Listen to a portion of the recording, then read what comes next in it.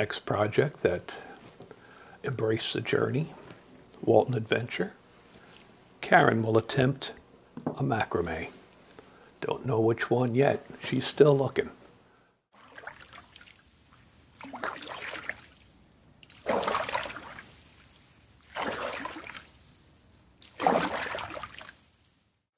Hi guys, welcome to another wonderful adventure and embrace the journey, a Walton Adventure.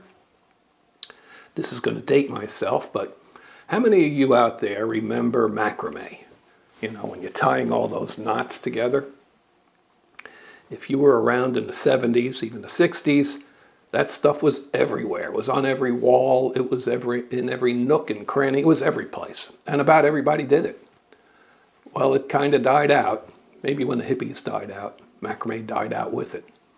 But you don't see a lot of it anymore. You might see some plant hangers or pot holders. But today, being that we like to do all kinds of videos on all kinds of things, Karen found some old macrame books from the 70s and thought, hey, why not try doing a macrame project? So she went out, found some jute, got some beads, found some patterns, and we are going to attempt to do a macrame project. I say we. It'll be Karen doing it. I'll be doing the filming. So, here we go. And maybe, after all is said and done, and you see this, you'll want to tie some knots too. Who knows? So, have fun, enjoy, and I hope our project turns out good. See you on the next one. Here's a little history about macrame as we were talking about last night. We were wondering where it came from. I thought it came from the 60s and the 70s from hippies. But Karen says it comes from a longer time ago than that. The origin of the word macrame is associated with Macrame, which is Arabic, used in weaving and head coverings. And the Turkish word Macrame, meaning fringed towels or napkins. Macrame is knot tying. Knot tying has been around since humans had a need for construction and function. Physical examples of knotting have been found dating between 15,000 and 17,000 BC. There's actually speculation that knotting is possibly 250,000 and 2,500,000 years old, predating fire. Netted pots have been found in Egypt dating 3,500 BC. Old Otzi's shoes were discovered on a man frozen in ice at about 3,300 BC. In a stela from Assyria, the man is wearing fringing on garments, macrame. Queen Mary II introduced macrame to the ladies of the British court in the mid-1600s. She loved to macrame everything. And then the 60s and 70s seemed jam-packed with macrame. It hung everywhere. Much of that time and knot tying has been lost and forgotten. But today, on today's video, Karen's going to try to bring some of that macrame back. Maybe you'll be inspired after you see all these knots being tied that you too will want to grab some jute, grab a dowel or a stick or a ring, and make some kind of art form. Go out there and do it.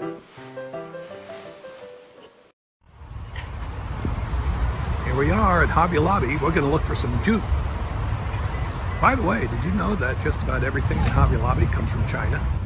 Here's a fine example. God bless America. And guess what? It's made in China. Aha. Here's what we've come for. The jute. And of course, it's made in China. Right there. Okay, here we are. Embrace the journey once again It's been a long time since I've done macrame, and now I'm retired, and I thought, well, why not? I've got some old books. This is one of them from 1976. It's very tattered and stained, but this is how I got started. I used to actually make these and sell them. I've made plant hangers, I've made animals, I made a lion, and a whole variety of things, little bracelets, and, you know, back in the day. And so I decided, well, let's try to change it up a little bit. I did find some of my old books, but I thought, let's try to find something new. So I found this book. I found several books here. And I thought I'd start with something simple, with this one. Looks pretty nice. It's not very big, and it's a knot I haven't used before. It's the diagonal double half hitch, and that's pretty much all this one is. So this is only like the actual piece, only like 5.5 inches long or wide, and not very long. So we'll start with that one.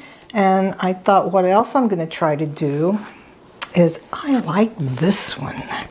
I'm excited to try this one. This has a little thicker white cord, and this is merino wool in there that you weave in through the fabric. I thought, that's different.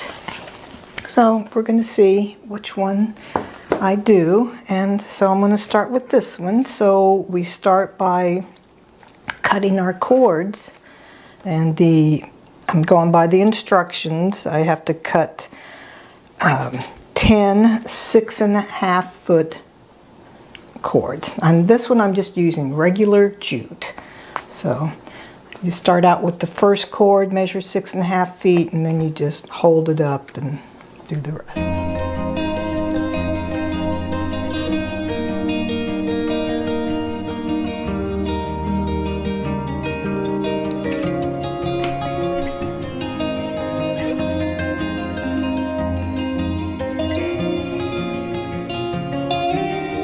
Okay, here we are.